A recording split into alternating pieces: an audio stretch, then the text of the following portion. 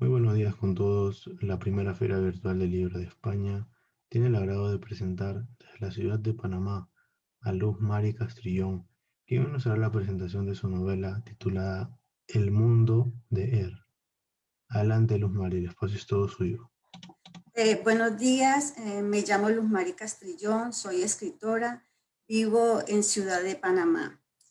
Primero que todo, quiero agradecerles a todos los organizadores de la Feria Virtual del Libro España 2021 por la oportunidad y el espacio que me han brindado para presentar y contar un poco de mi última novela, El mundo de él. Ustedes se preguntarán por el título.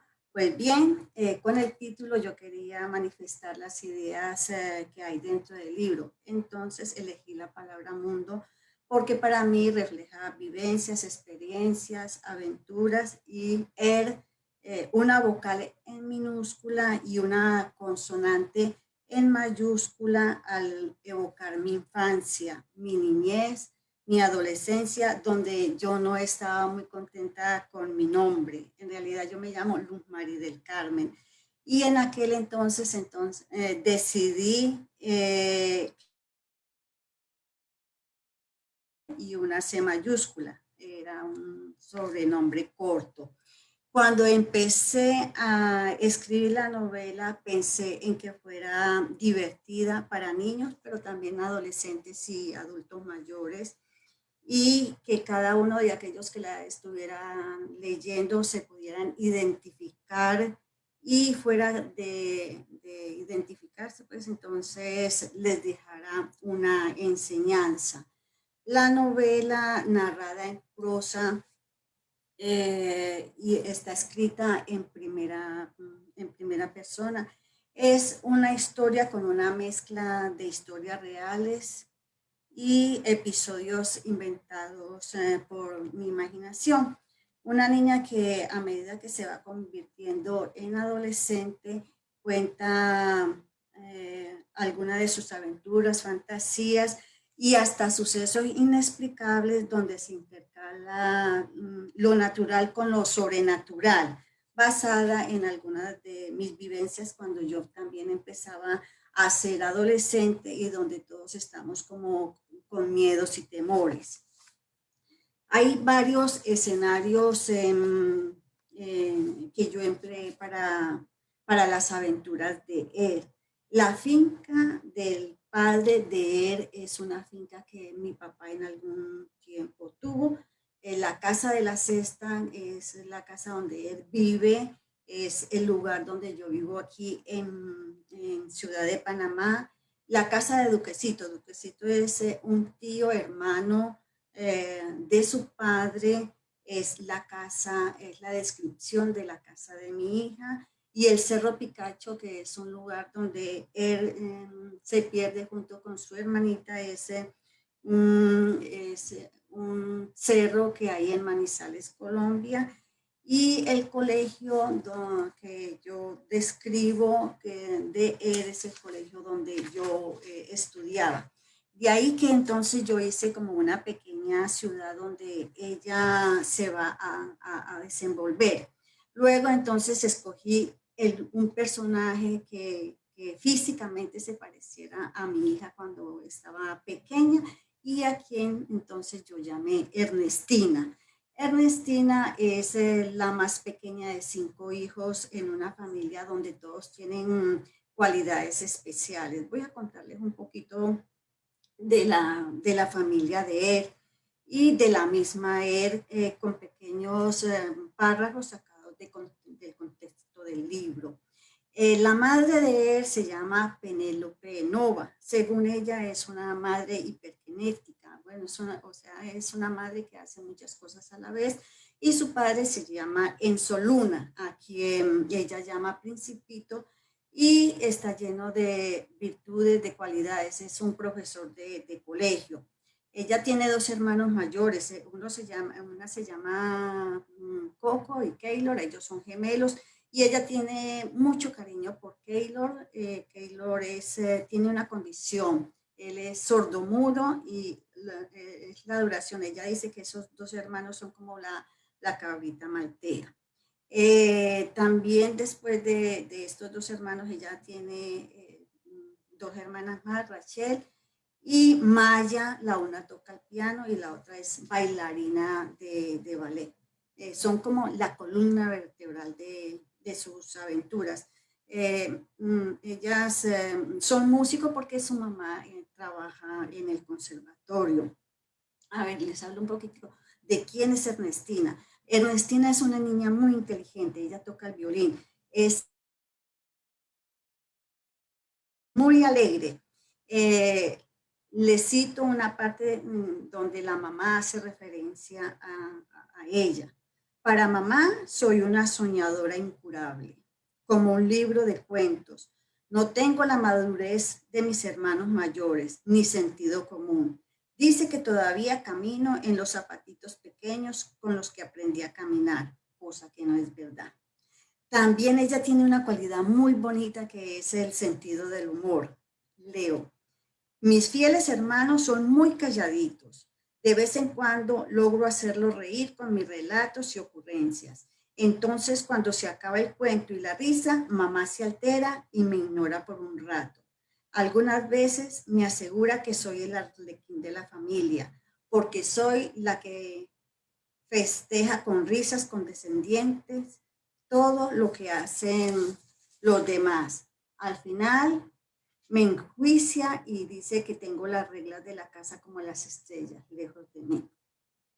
Entonces, Ernestina, ella está en una edad que no es conforme con lo que tiene y comparte su cuarto con su hermana, a pesar de que sus padres económicamente están bien. Entonces, cito, si vivimos con tanta escasez, no es porque estemos necesitados, no, nada de eso. Podríamos darnos muy buena vida, mejor que algunos otros, pero papá dice que es mejor así para que aprendamos a valorar lo que tenemos. No estoy de acuerdo con eso. Y por supuesto, ella tampoco está a gusto con su nombre y prefiere que la llamen él. El padre le dice a ella, tienes un bonito nombre. Ernestina significa mujer guerrera y valiente. Y ella le dice, no, me quito lo de mujer guerrera y valiente para quedarme solamente como Er, con una E minúscula en protesta y una R en mayúscula, resaltando mi disgusto. ¿Cómo es posible que mis padres vengan a colocarme Ernestina? Entonces, esta definición de su nombre en el segundo capítulo de la novela la lleva a contar paso a paso cada una de sus experiencias desde la infancia, época donde le ocurren sucesos peculiares. Ella como la generosidad y la compasión. Alguna de estas virtudes en muchas de sus travesuras se ve opacada por la candidez. Es una niña muy cándida. Cito, una vez caminando por el desván, encontré un pequeño ratón perdido, desubicado y sin mamá. Al verlo tan desprotegido, lo tomé, lo guardé en un zapato viejo de cuero del que hice su casa y contenta lo metí en el guardarropa de mi cuarto. Pensé en ser su criada. A la mañana siguiente fui a la escuela. Envuelta en mis afanes diarios, lo olvidé. Días después, de la habitación manaba un fuerte olor. Además, es una niña que mira las cosas de una manera diferente a los demás. Y ella no pierde ningún pormenor en los relatos que hace. Por ejemplo, cuando yo les hablaba anteriormente de la finca, porque su padre tiene una finca, ella la describe hermosamente. Y ella dice, la finca se llama La Moravia, y ella dice que no es como la describe, no como es la finca, sino como ella la ve, y utiliza figuras literarias, y es un lugar donde pasan sucesos increíbles. También allí hay un suceso interesante donde el papá es muy consentidor con las personas que trabajan en ella. Y un día se siente sorprendida al ver el proceder de los empleados de su padre. Cito, un día cuando llegamos a la finca, nos sorprendió que los peones habían desarmado las hermosas camas de madera para astillarlas. Las estaban quemando en una fogata improvisada. Cocinaban unas gallinas y verduras que papá les había regalado. Entonces, la novela entre saltos y giros, vemos cómo él va relatando a su manera las aventuras que comparte con cada miembro de su familia, ya sea allá en la finca que tiene o en la casa de la ciudad, con su abuela. Y ellos dicen que en la casa la habita un fantasma que también hace travesuras. Cito, lo cierto es que la abuela constantemente discute que mamá y papá heredaron la casa con todo y fantasma. Escuché decir a la abuela que la habitación de visitas estaba embrujada. En ese cuarto, un día la abuela casi tuvo un desmayo ocasionado por una mano que le acariciaba la espalda. Entonces aquí en esta casa suceden unos males, digámoslo así, pero él siempre tiene una explicación. De igual manera pasan algunos acontecimientos con el rompompena, quien ella le llama al carro de su padre, que siempre lo lleva como de paseo. Ella dice que es un automóvil quejumbroso y lento, y también le suceden al carrito unos hechos paranormales. Cito, llegamos a un semáforo y el freno no respondió. Estaba retrasado. El auto temblaba como loco. Nosotros también temblábamos y gritábamos de terror. En la casa del tío, el hermano de su papá, hay una fuente en el patio y esta fuente tiene vida propia y una cierta en psicosis, o sea, el espíritu se mete en la escultura que hay sembrada en el depósito de agua y suceden también unos acontecimientos que eso solamente le pasan a él. Cito, en ese instante sentí que la Venus y yo éramos una misma cosa. Bueno, en su casa y en la finca hay una cantidad de mascotas y a todas ellas las personaliza y con las cuales entonces también tienen una buena relación. Ella también tiene una tortuga vetusta que se llama Shelly y una ardilla con la que pues ella no la va muy bien. Hay que leer el libro entonces para entender un poquito por qué con unas mascotas ella las lleva bien y con las otras no. Dentro de esas cualidades que ella tiene, también es una niña ingenua y es inocente. Ella tiene alrededor la novela comienza con una niña de 11 años. Entonces, a esta edad tiene muchas ocurrencias y nada de lo que ella hace le sale bien, porque piensa las cosas 5 segundos más tarde de lo que ella hace o dice. Voy a leer 2 pequeños párrafos de historias diferentes de las muchas que hay en la novela, donde él tiene que enfrentar las consecuencias de esas ocurrencias. La primera es cuando ella se pierde en la montaña y ella está prohibida pasar una cerca de su casa a un sitio que se llama el Picacho, y sin embargo ella no atiende las consecuencias del llamado que le hacen sus padres. Y la segunda, cuando se le escapa el jilguero, que es la mascota de la abuela. En la primera, estábamos las tres, Rachel, Maya y yo. Por algunos minutos vimos deslizarse un vapor de humo al otro lado de la montaña, bastante alta. Una pequeña campana sonó en mi cabeza y me dije, nunca se sabe qué se puede descubrir mirando el cerro. Pasamos la cerca, les propuse. A Rachel le entró un miedo cerval y corrió a la casa.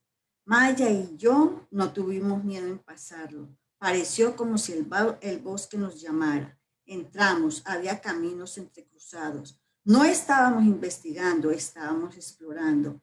Un estremecimiento sacudió mi cuerpo cuando miramos atrás. No encontramos el camino por donde habíamos entrado y ellos se perdieron en la montaña. Pero bueno, hay que leer la historia para saber qué entonces pasó más adelante. Y la siguiente es la historia del jilguero. Habían sido días de duro encierro, de la casa al colegio, del colegio al conservatorio. Despejé mis malos recuerdos moviendo la cabeza de un lado a otro hasta que vi el jilguero de la abuela que estaba en la jaula, quietecito, y me miraba a los ojos. Quise acariciar su plumaje. Cuando abrí la pequeña puerta, saltó sobre mí, cruzó por la ventana y se había escapado. Entrar a lo desconocido por mera curiosidad. Y antes de proceder ante cualquier situación, primero tiene que pensar y consultar, pero esta conclusión ella la saca de los castigos que le han dado sus padres. Entonces, todas estas aventuras, esto solamente es como un botón de la camisa. Tiene muchas aventuras curiosas el libro. Entonces, son usanzas que van perfilando su madurez. A medida que va creciendo, siente empatía por los demás en un mundo poco compasivo y empieza entonces a transformarse no solo en una muchacha adolescente, sino en la descendiente de una familia heredera de la disciplina y valores que sus padres le van transmitiendo. Asimismo,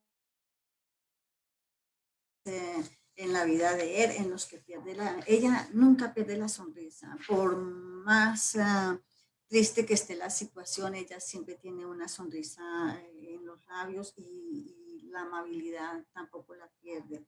Casi en los últimos capítulos hay un suceso que le cambia por completo la vida y es la última vez que ella comete una travesura. Un día cualquiera ella escucha pues, ruidos en el desván de su casa y como dice ella fue a explorar. Hay un acontecimiento que los asusta a todos y el padre tiene un pequeño enojo. Es la primera vez que ella ve enojado a su papá. Cito, esta vez papá no estaba de buen humor y con razón, tenía los ojos tristes. No sabía lo peligroso que era subir a esas horas al desván y exclamó enojado. No puedes estar un solo momento quieta. Desde este momento su padre, él se enfermó, pero no se enfermó por las travesuras, él se enfermó por otra cosa y entonces ella se culpa de manera inmisericordia. Con la enfermedad del padre, ellos perdieron completamente todo. Y él, a pesar de que vendieron la finca y todo lo que ellos tenían, él tenía una impotencia de no poder salvarlo de la muerte. Y es un evento que involucra cambios en la personalidad y que no es muy diferente a los cambios que tenemos cuando a muchos de nosotros se nos enferma o se muere un ser querido a muy corta edad. Ella solamente tenía 16 años cuando se le muere su padre. Aquí en este momento ella pasa de no tener nada a tener todo, porque pues hay sucesos que como que se le van yendo también de las manos. Su mascota Gladys, que tanto la quiere, es una gansa que siempre va con ella, se le escapa. También se le muere su perrito y le van faltando cosas que la hacen feliz. cito, aquella noche que murió, comprendí que era tener papá. Papá había aprendido a aguantar todas mis tonterías, sabía reconocer cuando yo actuaba y hablaba en broma y en serio, mientras mamá con enfado me decía, por el amor de Dios, Ernestina, compórtate. Finalmente, ella, marcada por la ausencia de su padre, queda con una feliz tristeza porque su padre se le fue y feliz por la cantidad de enseñanzas y cualidades que él le dejó para ella continuar, seguir viviendo. Su padre le enseñó que la vida es como un lienzo blanco con muchos lápices de colores, donde se visualiza lo que queremos y la decisión de crear lo que deseamos es nuestra, pero con responsabilidad, asumiendo las consecuencias. Ya después de que se le muere su padre, pues tiene muchas dificultades porque tiene que trabajar para ayudar a su familia y ella va a la universidad. En la universidad conoce a Timothy y Timothy es un muchacho que ella siempre lo ha soñado en sus sueños desde que estaba chica. Cito, y recuerdo que desde niña en mis sueños llegaba un muchacho igualito a Timothy, así que pienso que tal vez es él. Creo que desde siempre lo he llevado junto a mí. Después de 2 breves años entonces de relación con Timothy, reúne a su familia. En ese momento, ¿quién era su familia? Su abuela, el tío y sus hermanos, y ella lo siente ahí en la mesa familiar. Cito, mamá no me dejaba hablar, me sujetaba la mano y tenía solo 16. Y ahora, después de 4, esto solamente es como una muestra de lo que es la novela. Para concluir, quiero decirles que la trama surge cosas vividas, reúne algunas de las experiencias cuando yo también empezaba a ser adolescente y traveseaba en busca de aventuras. La novela entonces es una propuesta divertida para lograr el cambio de nuestra actitud a medida que pasan los años, de acuerdo con los valores que nuestros padres nos dejan. Les dejo mis redes sociales: Instagram, amanecer.deletras, Facebook, Luz Mari Castrillón, WhatsApp, 507-6738-90-64. Saludos, gracias a todos.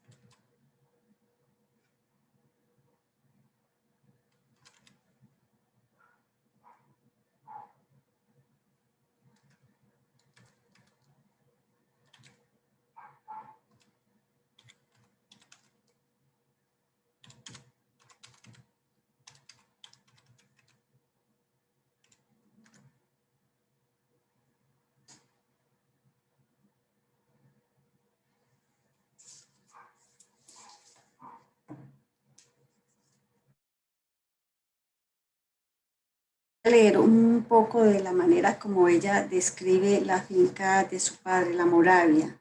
La Moravia no es como es, sino como yo la veo. Cuando empieza a clarear con buen tiempo, se respira aire puro y el sol avanzando se sitúa directamente sobre nuestras cabezas.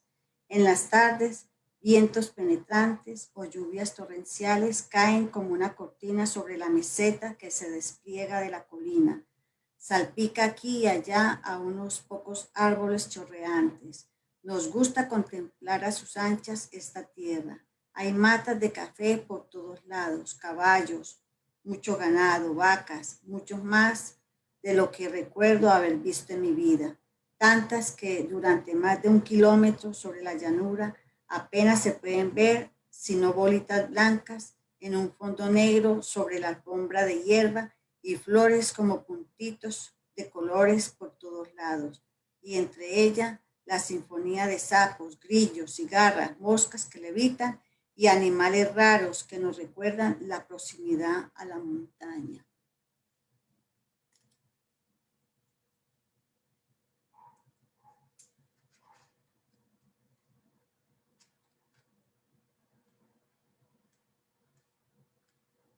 Un poco cuando su padre ya casi estaba a punto de morir.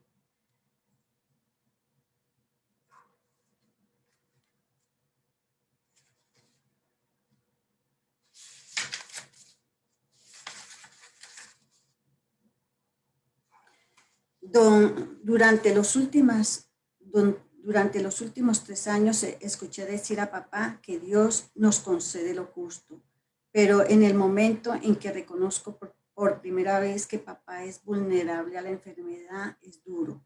Y cuando comprendo que puedo asustarme, no entiendo qué es lo justo.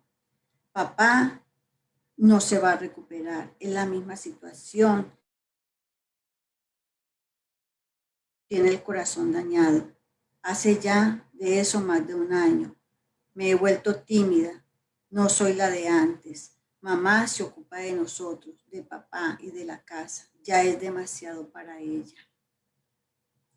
Papá estaba atravesando días muy malos. Un día ocurrió algo muy extraño. Papá murió. Les muestro el libro, El mundo de él. Lo que les conté solamente son pequeños cortes de lo que es la novela, así que los invito a que la lean.